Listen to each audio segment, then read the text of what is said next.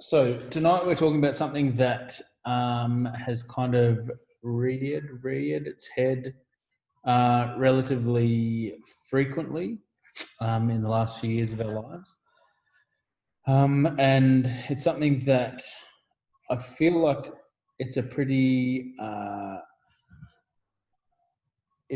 common kind of challenge, or it's something that a lot of people tend to face. Just turn that chime off. Why are you doing mute on entry? Okay. Something that we feel quite regularly. So what I'm going to do is we have a PowerPoint.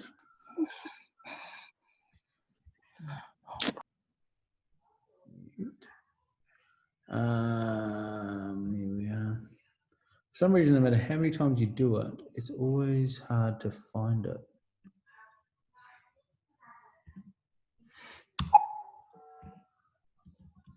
Okay, so imposter syndrome is what we're talking about tonight. As we kind of talked together about what imposter syndrome was and how it kind of affects us, and we did a little bit of research, we found a fantastic article that kind of goes through the different types of imposter syndrome and the different things that we can sometimes feel. Hang on. There we go. So, what is imposter syndrome? Many high achievers share a dirty little secret.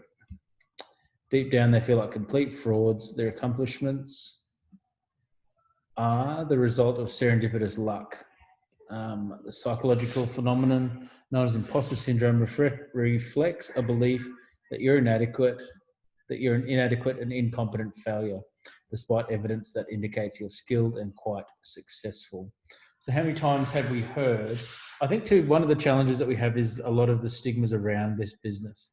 The amount of times people have told me, like even just the other day, I was talking to someone about how well Sensei's going for us. And he goes, this is his exact response was, oh yeah, that's the thing with those pyramid things. If you get in first, you're laughing, like that's the way to do it.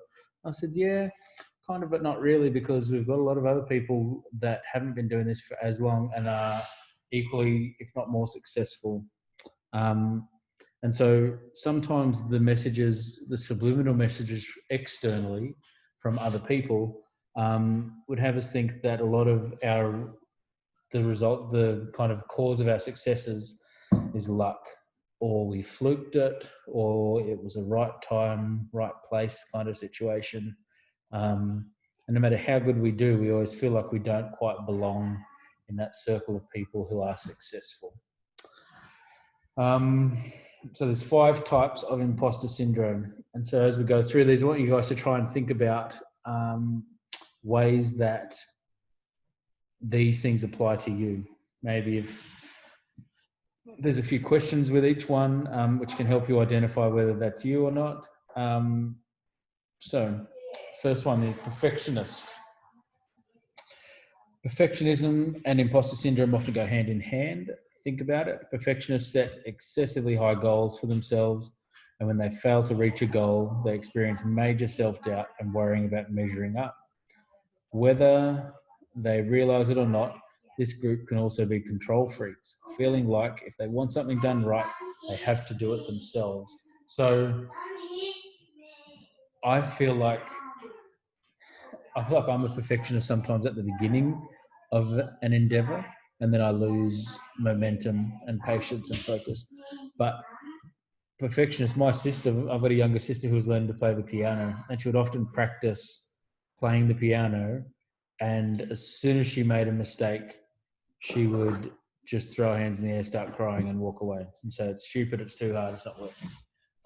So she had to play that piece of music perfectly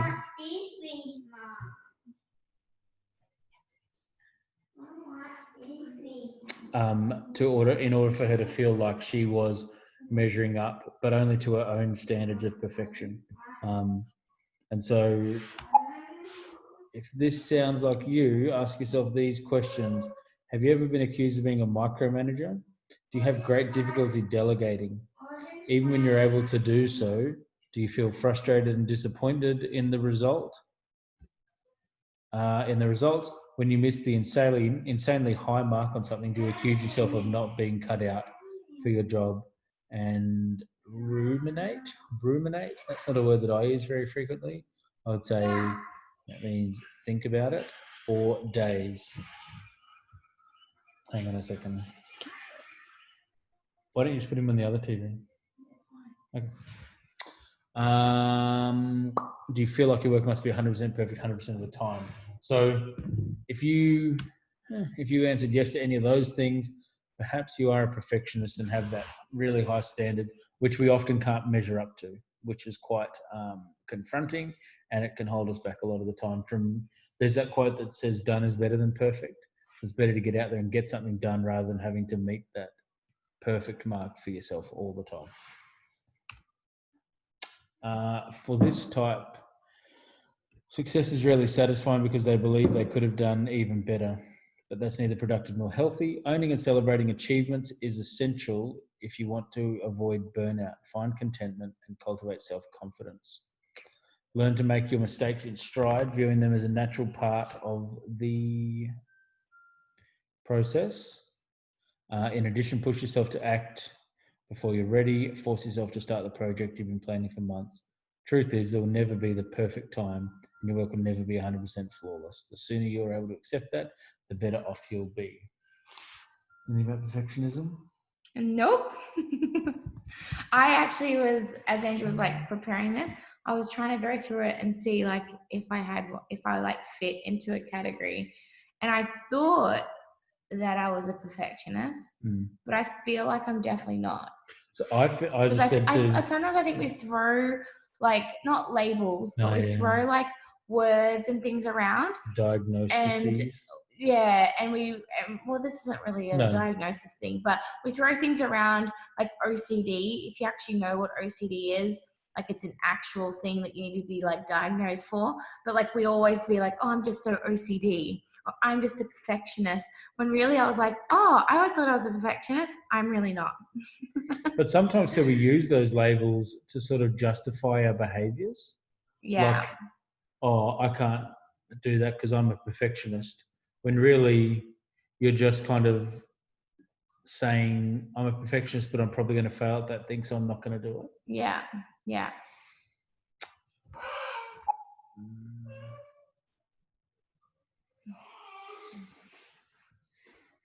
Number 2 is the superwoman or the superman. People who experience this phenomenon are convinced they're phonies amongst real deal colleagues. They often push themselves to work harder and harder to measure up. But this is just a false cover up for their insecurities, and their work overload may harm not only their mental health, but also their relationship with others. I feel like this is a huge one. I feel like this is probably one of the more common realities of the things that we struggle with in terms of the imposter syndrome, because we do so much comparing to other people. And that will cause you to say, I want to be as good as that person at that thing. And then if it's not a natural thing for you, or for whatever reason that's not in your skill set, you can burn yourself out just trying to get there. And that's really great. Like, one of our biggest things that we've always kind of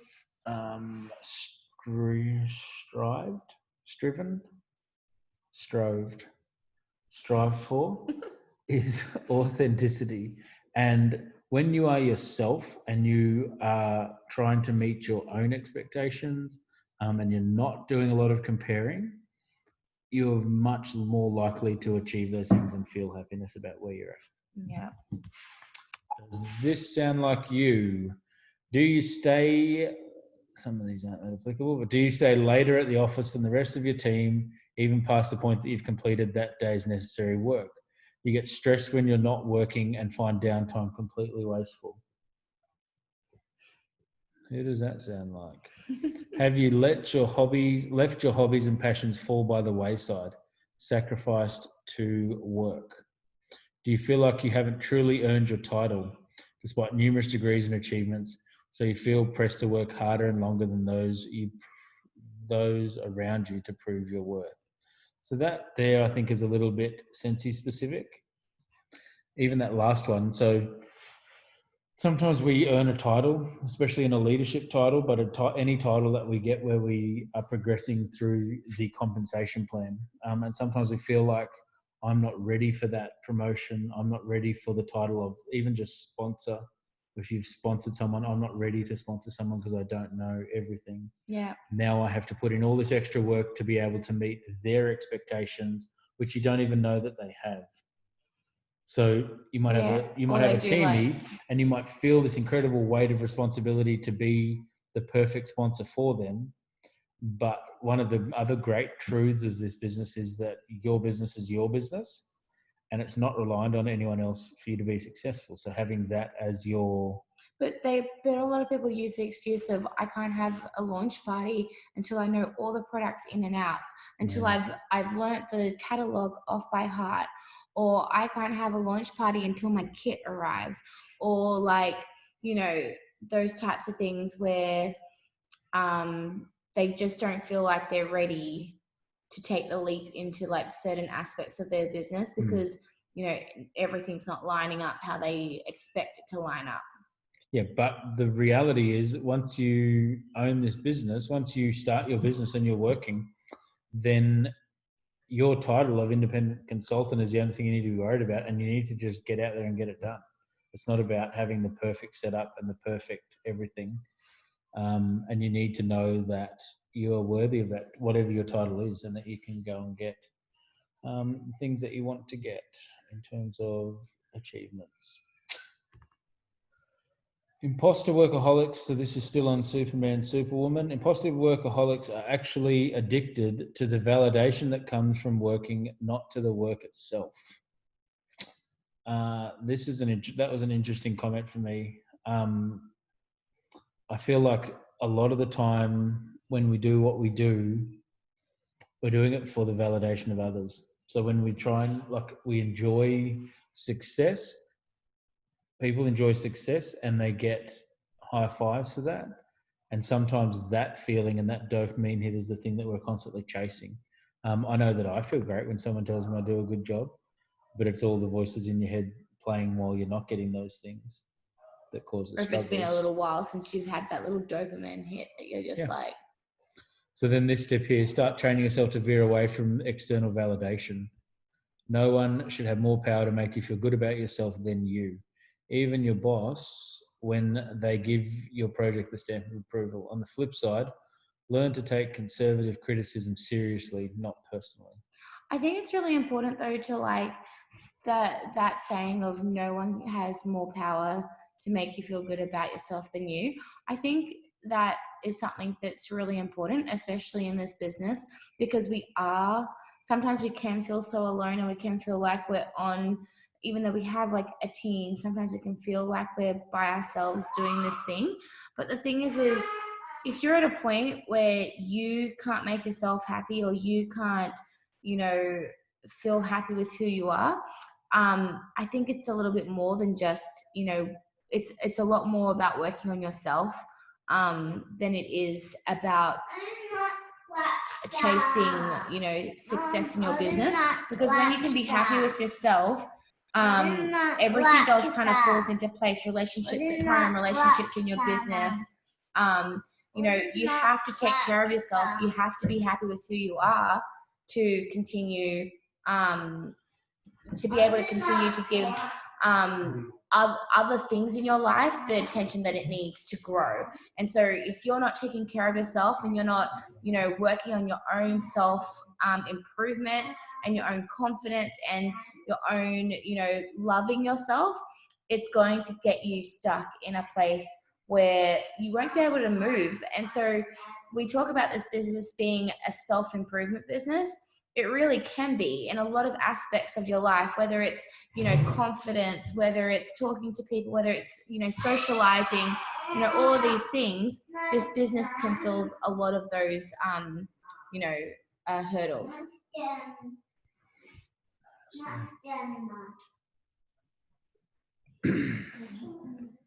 So as you become more attuned to internal validation and able to nurture your inner confidence that states you're competent and skilled, you'll be able to ease off the gas as you gauge how much work is reasonable.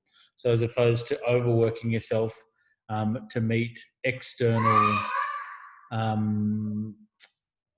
benchmarks or external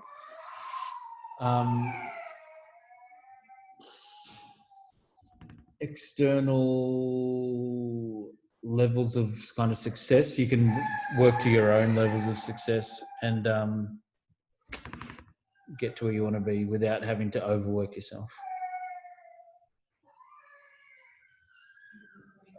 So, number 3 is the natural genius. People with this competence type believe they need to be a natural genius.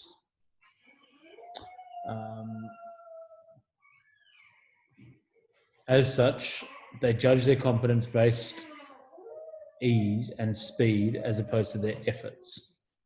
Based on ease and speed as opposed to their efforts. In other words, if they take a long time to master something, they feel shame. These types of imposters set their internal bar impossibly high, just like perfectionists. But natural genius types don't just judge themselves based on ridiculous expectations. They also judge themselves based on getting things right on the first try. When they're not able to do something quickly or fluently, their alarm sounds. So one of the things I've kind of seen this, situations where I've seen this play out is where someone says, oh, if so-and-so can do this, then I can do it. And it's again part of that comparative thing, but we set kind of our own standard of how long we think this thing should take us to get. And if we can't reach that, then we feel like we're failing. And so questions, see if this applies to you. Are you used to excelling without much effort? Do you have a track record of getting straight A's or gold stars in everything you do? Were you frequently told as a child that you were the smart one in your family or peer group? Do you dislike the idea of having a mentor because you can handle things on your own? When you're faced with a setback, does your confidence tumble because not performing well provokes a feeling of shame or evokes a feeling of shame? Do you often avoid challenges because it's so uncomfortable to try something you're not great at? So I had this growing up a little bit where I was doing well in school in the early parts of my school. And then at the end of school, I stopped caring and I started caring more about sport and just mucking around at school. But if I didn't, I've always when I was doing well at school, it's very hard to go and learn something new. What was hard for me because I didn't want to stuff it up. Like we had to learn a new language at school. Every now and then they'd change the language we were learning. Or whenever you're faced with learning something new that's outside of your comfort zone, we resist that, the idea of trying something new because we don't want to fail at it, because failure hurts and it doesn't feel very nice. And so we just don't even try.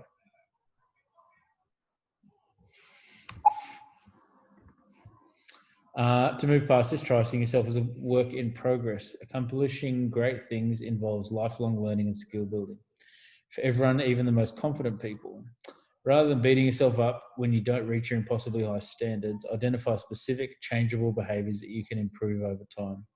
For example, if you want to have more impact in the office, it's much more productive to focus on honing your presentation skills than swearing off speaking up in meetings as something you're just not good at.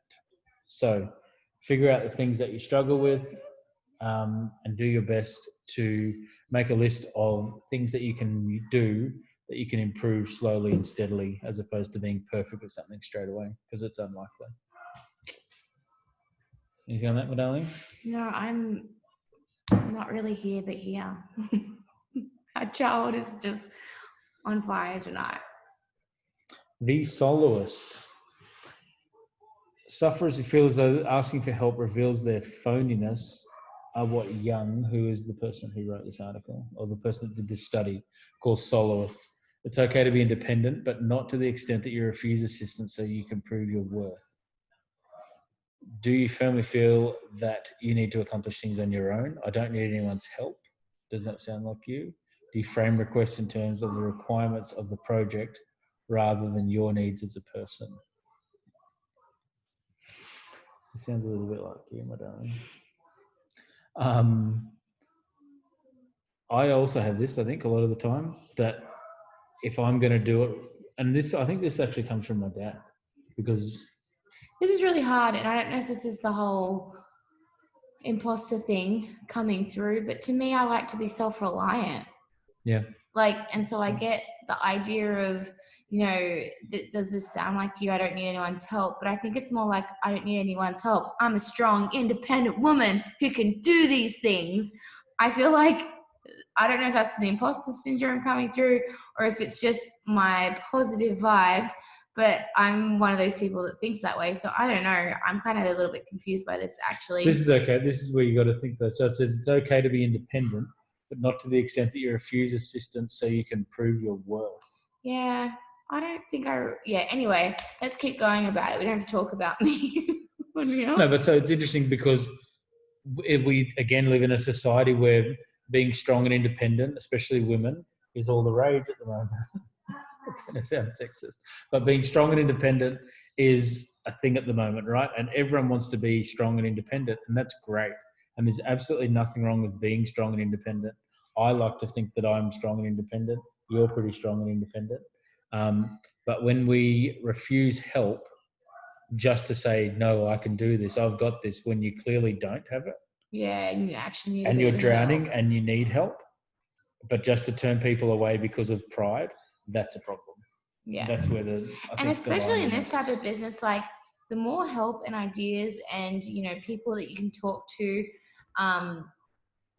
know, you need that in this business. You need that incentive. You can't, you know, as much as we are independent and we do things, you know, independently of others, when you're an entrepreneur, when you're by yourself, it's can be so isolating, and that it's important to be able to talk to other people and ask for help or ask for ideas or ask for, hey, what are you doing in your business right now? And it's also quite a humbling experience, but it's in a good way, because you're learning that when you go and, I don't know, do something else in life, you can actually ask for assistance and help. And it doesn't mean you're weak. No, not at all. So the expert is the fifth and final one. Experts measure their competence based on what and how much they know or can do, believing they will never know enough. They fear being exposed as inexperienced or unknowledgeable. Do you shy away from applying for job postings unless you meet every single educational requirement? Are you constantly seeking out trainings or certifications because you think you need to improve your skills in order to succeed? Even if you've been in your role for some time, can you relate to feeling like you still don't know enough? Do you shudder when someone says you're an expert? This is another thing that's quite Sensi specific. And we were talking about that a bit before about, I don't want to sponsor until I know everything about sponsoring, or I don't want to be positioned as a fragrance expert. I don't want to have a party until I know exactly how to have one. I can't play games until I know how to do this. I can't do mystery bags until I know how to do this. And then we fall into that trap of over consuming training and knowledge and like having no production, but not actually doing anything. Yeah. And you feel like you're getting closer because you're learning and you're doing things, which is all great, but there's nothing like the experience of actually doing stuff and making mistakes and learning, because you learn pretty quick doing that. Good. So there are 8 things that we can do to stop feeling like an imposter, whichever one of those things you feel like you might have been. So break the silence. Actually kind of talk about the things that you're feeling with someone that you trust that can help you to work through those things. Yeah. And sometimes I always say to Andrew, I'm really stuck in this thing and I don't know how to fix it, but I don't want your help. I just want you to listen. And really what I really need is help. And so that's why it's important to be able to talk to someone around you, whether it's your sponsor, your director, or your SSD, to be able to just be like, you know, this is what I'm struggling with. How can I overcome this? This second one is fantastic, and I think it's probably one of the biggest ones. Separate feelings from fact. So much, and I don't know if you're all like this, but Cindy is certainly like this, is she's a lot more emotional than fact-based. And that's going to be a generalization, but I dare say there may be a few of you that tend to let your emotions get in the way of things. Is it because we're women? No, that's sexist. But a lot of the time, the stories that we're telling ourselves aren't even true. The emotional buildup that we get when we're trying to wrestle with our own selves to go and do something, or to feel like we fit in, or to feel like we're part of the group, we're often making up most of those things in our head, as opposed to them actually being a thing. Yeah. I don't belong. It's not that you don't belong. You feel like you don't belong, but really no one else feels that about you. They probably really, love you being a part of that group, or you being a part of their friendship. One of the things that stuck with me, I'm pretty sure it was from Amanda Gore's first talk. I don't actually even remember, but I know it was her that said it.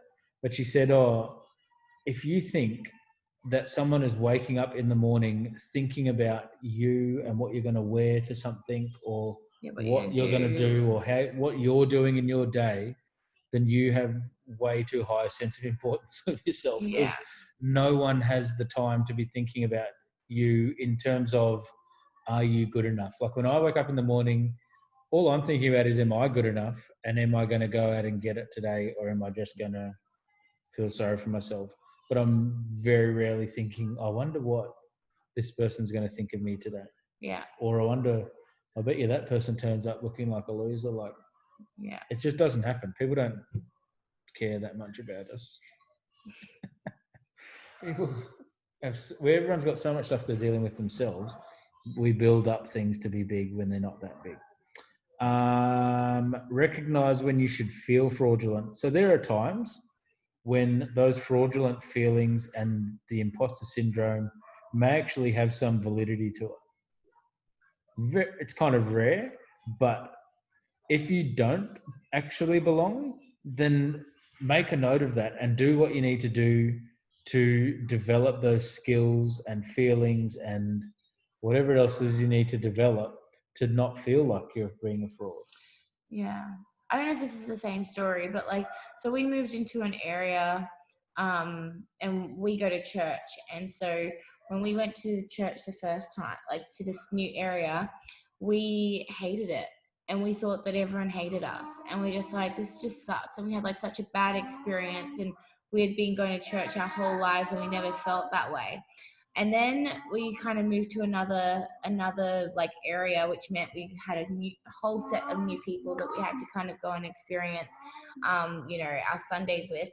But we ended up realizing it wasn't other people, it was ourselves that had to change. It was ourselves that had to have a different experience in that particular experience. We were the ones to blame. We were the ones that were making ourselves feel out of place, making ourselves feel like we didn't have friends, when other people didn't feel like that. And it made us moving and figuring that out and being more self-aware years down the track was a really big learning curve for us, because we really thought it was other people and other people's faults that we felt that way, but really it was ourselves. We weren't making as much effort to be a part of something. And so I always think of when people think, I'm not a part of the GBT. I always sit there and go, but what have you done to feel a part of the GBT? What have you contributed? What effort have you put into this family? What have you done to be a part of this? And most of the time, if you ask that question to yourself, you probably haven't contributed much. And really, I don't think it's others to blame. It's always yourself, because at the end of the day, you're the only one that can change you and control what you do and how you feel. You can't do that for other people. And so it's really important to be self-aware, but it's also really important to be mindful of, what you can do in certain situations to change those feelings. Yeah. So the next one is accentuate the positive. So often, again, we focus on the negative aspects of our lives and the things that we do suck at and the things that we struggle with and the things that, again, it may just be emotionally that we're making these things up as opposed to actual fact, but we still focus on those negative things. I don't know if anyone else has a friend, but or like someone on Facebook. You know how you go on and you scroll through Facebook, whatever, and they've always got something bad happening in their lives, like all the time. And you're like, but sometimes it's like they'll have like a car accident, or they'll like something like that's sometimes out of their control, but just like finds their way to them. And I always think, what is going on there? Like, you are just always having a bad run. Like, you've never got anything, exciting and happy to share. And I always just think, they're just focusing so much on all the bad things that sometimes when like whatever situation comes their way, they're just going to find the negative in it. They're never going to try and find the good things in it. And I mean, obviously a car accident, it's a car accident. But I mean, there's other things that they've always just got going on. And when you learn to look for the negative, you'll always see the bad. But when you learn and switch your mind and rewire it to find the positive and the good things, you'll start to see those all the time. And people always say to us, oh, you guys are such a positive couple. We just know that, we've taken some time to rewire ourselves, that we try really hard to find the good, because you'll find the bad. The bad is always there in every single situation and circumstance, but there's nothing you can kind of do with it but roll with it. And we've learned to just roll with it and, be happy in whatever situation we've been, dealt at the time. But being able to be positive in that is so much more better mentally, but also for the whole situation when we're like navigating through it, than finding the negative. And so when you can think all the time about all the positive things in whatever it is that you're experiencing, able to, get rid of that imposter syndrome. And someone's not on mute. Oh, Sam. No, just jokes. Oh, hang on. Right there. Hold on. Sorry. I'll just bring it up on your... Oh, you bring it back up. Thanks a lot, Sam. Wrecked my mojo. There we go, we're back. One of the things that I've been doing the last couple of days is listening to Matthew McConaughey's new book. Yeah, it's all over the joint at the moment. It's called Green Lights. And the basic gist of it is that along the way of life, we're going to be met with red lights, yellow lights, and green lights. And he said, sometimes you've got good luck in your life and you're catching green lights back to back. You just get a good run on. You're always...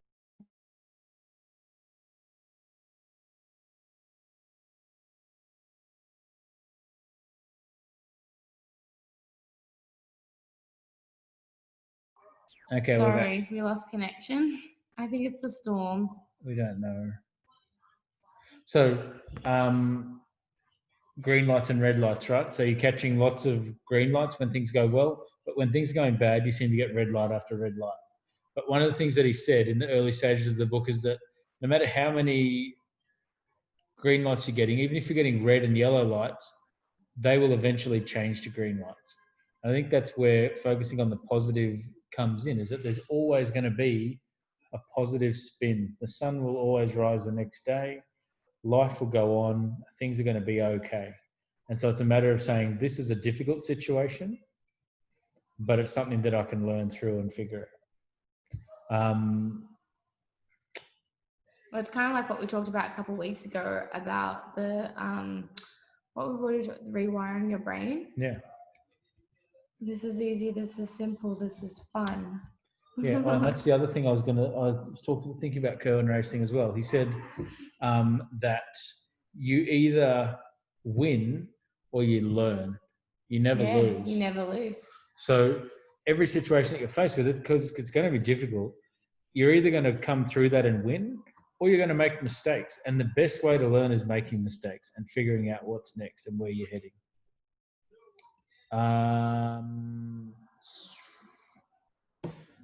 Let me just see. What else have we got on here? The next thing was develop a healthy response to failure and mistake making. So that's kind of covered there. Write the rules. So be in control of what it is that you're doing. You're in charge of it. You write the rules. You figure out what your rules are and what you want to achieve and where you want to go. And you can write a new script. So we can rewire our brains like we talked about. Basically, that's almost it. There's been lots of times in this journey where we have felt like we don't deserve something, or that we're not good enough, or that we're just not good enough to do this, or that we don't deserve this success that we're having, or whatever, right? But having kind of being aware of some of those feelings is quite important, because only then can you work your way through them. Going off what you're saying, and I don't know if anyone else feels this way, or if anyone else has this, because we all are different, but I know for us, one of the biggest things that I feel like comes up a lot is we just finished high school. That's it. Like, we just finished high school. We shouldn't be able to work from home full time. The fact that we have the freedom to choose what we do with our time blows my mind all the time. The fact that, we are making money from home selling something and is fun, and we get to travel the world for free. I always sit here sometimes, I'm like, one day someone's going to pinch me, and I'm going to wake up from this dream, because I am someone who just finished high school, and I shouldn't be living this life that I live. And I don't know if anyone else feels that way, or, we all have something that holds us back, or we always have something that, we don't feel, we feel inadequate, and we don't feel like we deserve what we have. But the thing is someone needs to live the life that you dream of, and why shouldn't it be you? Why shouldn't it be you and your family? And I always say, what this business takes is consistent hard work. That's all it is. And so when people say to me, why is this person more successful than other people? They're consistently doing the right things in their business over and over and over and over again.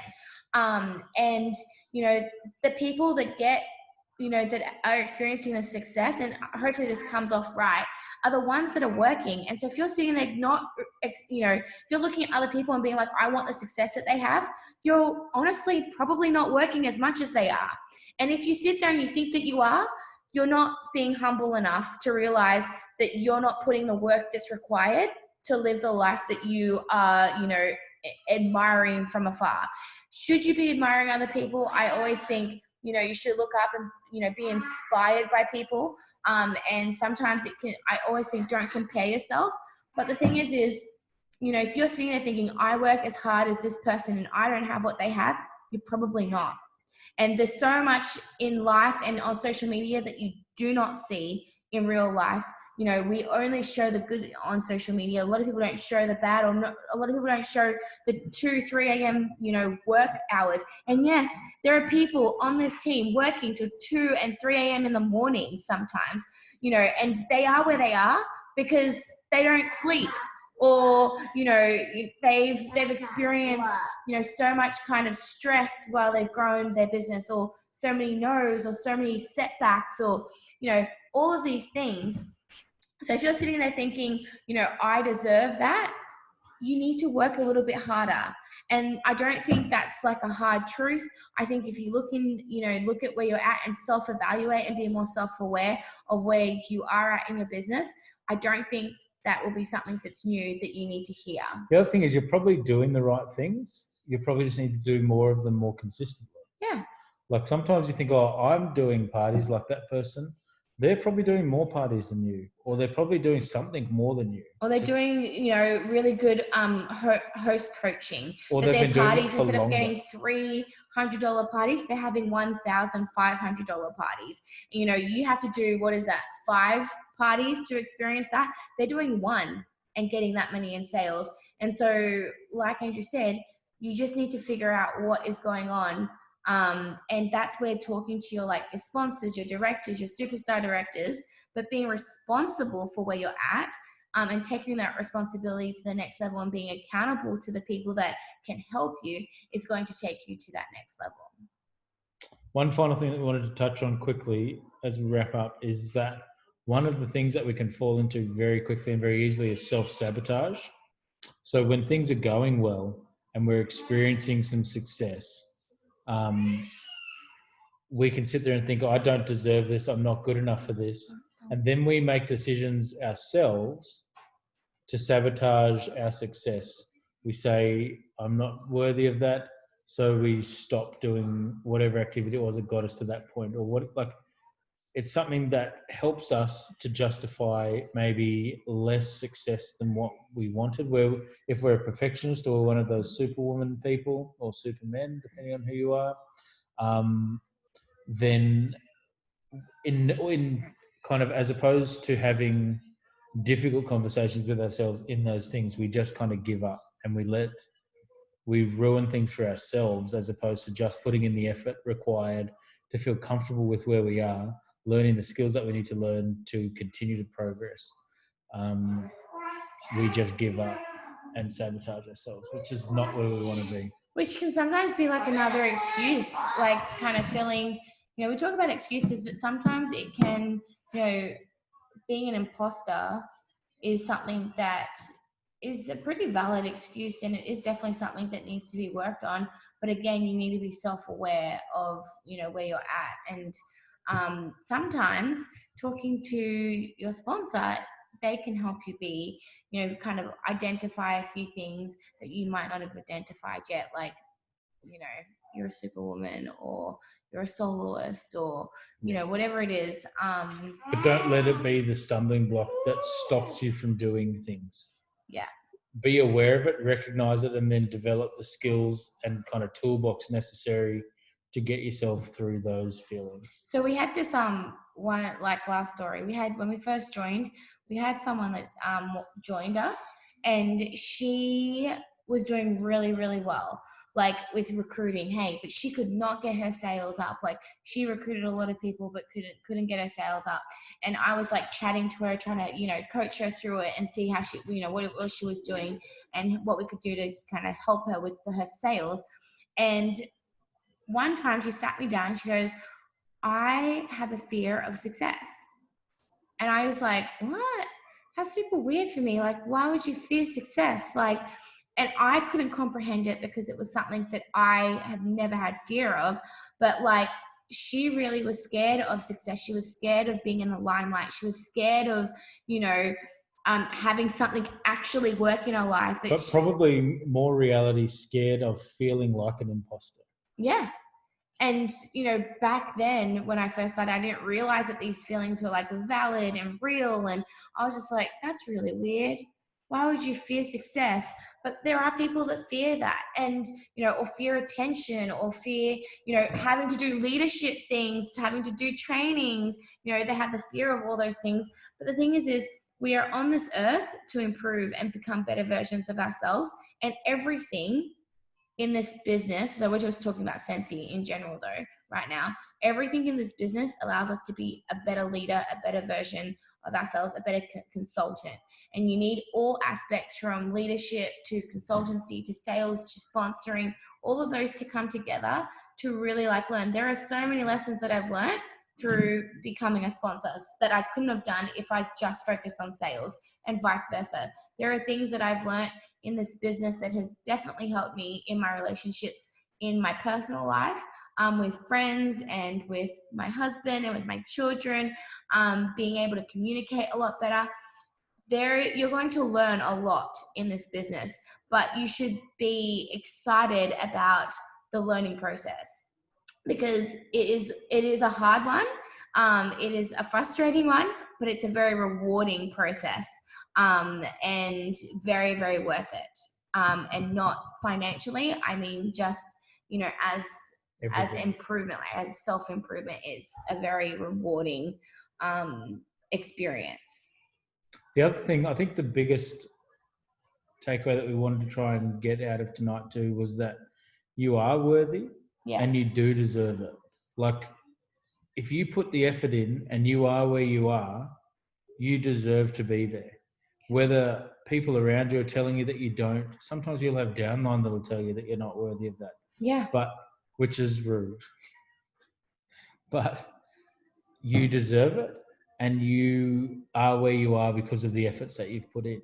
And if you want to move forward in your business and in your life and in what you're doing and the way that you're approaching things, then do it. And the only way that you can feel better about those things is to know that you're allowed to be there, and it's good that you're there. And you're probably breaking a cycle that's been ingrained in you for most of your life, but you can break those cycles, and you deserve to be the one to break those cycles. And the cycles probably need to be broken. So good job. I think that's it, unless there's any questions.